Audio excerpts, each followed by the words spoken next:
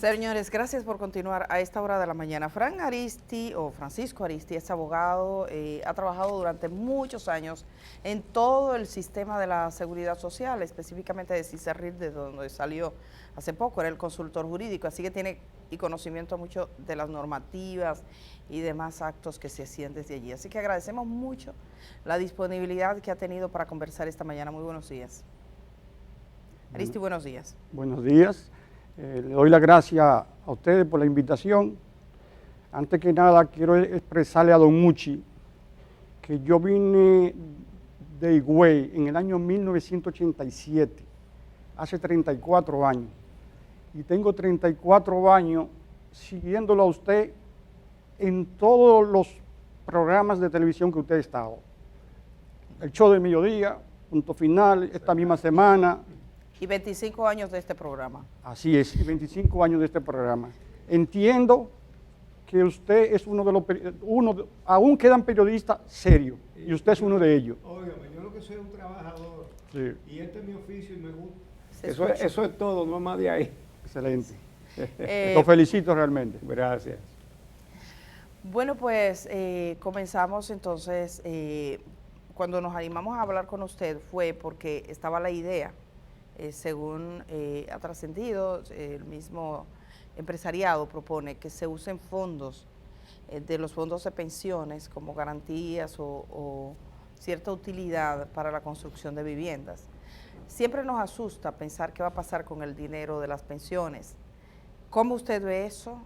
¿Cómo están las leyes dominicanas configuradas para eso? Porque hemos escuchado en distintos momentos gente que tiene idea con estos recursos. Okay. Mira, todo sistema de pensiones tiene por objeto reemplazar el salario o el ingreso del trabajador cuando éste ya no puede trabajar por motivo de vejez, por sufrir una discapacidad permanente para el trabajo o por la muerte. Que en ese caso, en caso de muerte, se le otorga una pensión al cónyuge y a los hijos, una pensión de sobrevivencia. La ley 8701 en el artículo 97 establece los instrumentos en que las AFP deben invertir los fondos de pensiones. Uno de esos instrumentos es para el desarrollo del sector vivienda.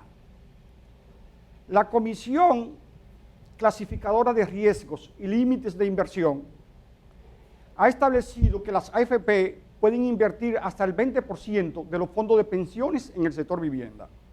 Es decir, eso es correcto. Yo estoy de acuerdo con que se inviertan los fondos de pensión en el sector vivienda. Lo único, ahora, yo no estoy de acuerdo con esa propuesta del sector empleador. Yo entiendo que los fondos de pensiones son intocables.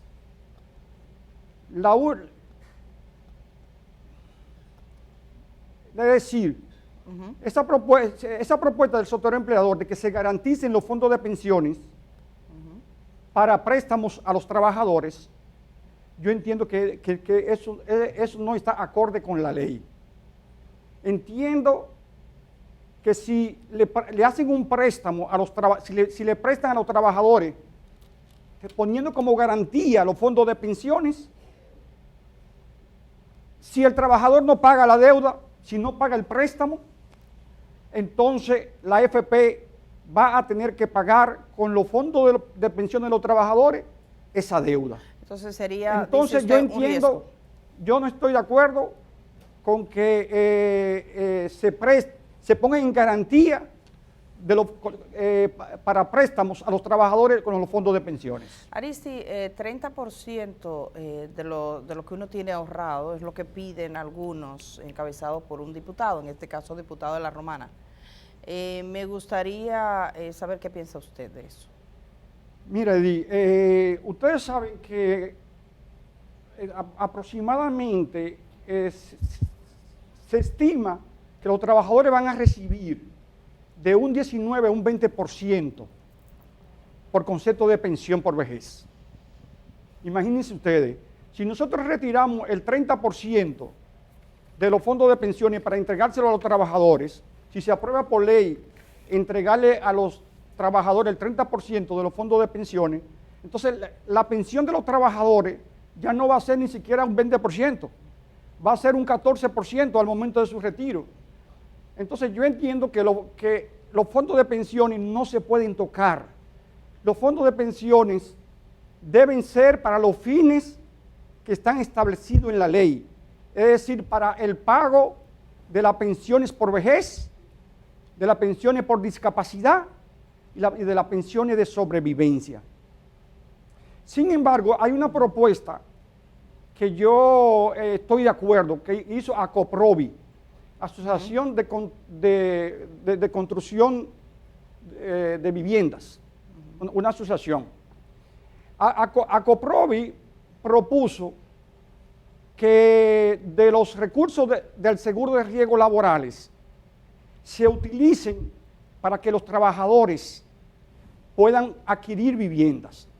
Con esa propuesta yo estoy de acuerdo. Claro, tiene que ser de los excedentes del seguro de riesgos laborales. Recuérdense que el año pasado, cuando inició la pandemia, el IDOPRIL aprobó la suma de 14.000 millones de pesos, 12.000 millones para crear el programa FASE y 2.000 millones para cubrir la prueba del COVID, el PCR, y el tratamiento del COVID. Bueno, en ese momento se estimaron que habían excedentes por la suma de 19.400 millones. Ajá. Entonces, todavía queda un excedente ahí de 5.400 millones porque se aprobaron 14.000 millones. Entonces, queda un excedente de 5.400 millones que pudieran ser utilizados para que los trabajadores puedan adquirir viviendas. También ACOPROVI señaló también con cargo que se cree un fondo para la vivienda con esos recursos y con cargo también al presupuesto general de la nación. Esa propuesta yo la veo más factible, porque yo no estoy de acuerdo, reitero, en que los fondos de pensiones se le den una utilidad que no esté establecida en la ley. Porque, por ejemplo, si se paga la deuda, si el trabajador no paga la deuda, entonces, y la AFP paga esa deuda con los fondos de pensiones, no hay un retorno de los fondos de pensiones. Por eso yo no estoy de acuerdo con que para mí los fondos de pensiones tienen que ser intocables. Usted sabe que estamos casi terminando, pero la última pregunta sería, siempre se ha dicho que este es el único negocio probablemente donde el administrador gane más que el dueño. Hay un proceso de reforma de la Ley de Seguridad Social. Si pensamos en el fondo de pensiones de este país, tal como está concebido, ¿qué usted cambiaría? Así de manera como enunciado. Mira, lo primero que hay que modificar de la Ley de Seguridad Social es el poder de veto. Ustedes saben que el artículo 24 de la Ley 8701 establece que para una resolución o una decisión del Consejo Nacional de Seguridad Social, para que pueda ser aprobada, se necesita del voto favorable de por lo menos un representante del sector empleador, un representante de los trabajadores y un representante del gobierno. Eso ha traído como consecuencia que muchas propuestas no son aprobadas en el Consejo cuando afecta a uno de esos tres sectores, aunque beneficie a la mayoría de la población. Entonces yo estoy de acuerdo, lo primero que hay que hacer como fundamental, modificar el artículo 24 en lo que respecta a la forma de decisión del Consejo Nacional de la Seguridad Social, la forma en que se aprueban las decisiones. Yo entiendo que las decisiones del Consejo deben ser aprobadas por mayoría de votos, por lo menos siempre que cuente con el voto favorable de dos de los tres sectores. Porque ahora hay un poder de veto que obstaculiza todo. Así Eso es lo que usted quiere decir. Así es. Hay otras, por ejemplo, propuestas que son necesarias de modificación de la Ley 8701, que es, como yo le comentaba ahorita, este es el sistema de capitalización individual que tenemos, solamente le garantiza al trabajador una pensión equivalente al 19 o el 20% de su salario. Entonces hay que modificar, si el gobierno entiende que debe permanecer en nuestro país el sistema de pensión de capitalización individual, hay que introducirle las modificaciones que sean necesarias. Por ejemplo, nosotros tenemos en nuestro país la tasa de pensión, una de las tasas de pensión más bajitas del mundo, que es 9.97 del salario. Pero de ese 9.97 solamente se deposita en la cuenta de capitalización individual de cada trabajador el 8.40 de su salario. Es decir, con el 8.40 de su salario, evidentemente que los trabajadores no pueden tener una pensión digna, porque una pensión digna es equivalente más o menos al 60% del salario, se considera una pensión digna. En consecuencia, si queremos tener un sistema de pensiones, si lo vamos a mantener, el sistema de pensiones de capitalización individual, es necesario incrementar la tasa de cotización. En Colombia, por ejemplo, la tasa de pensiones es un 16%. Okay. El empleador contribuye con un 12% y el trabajador con un 4%.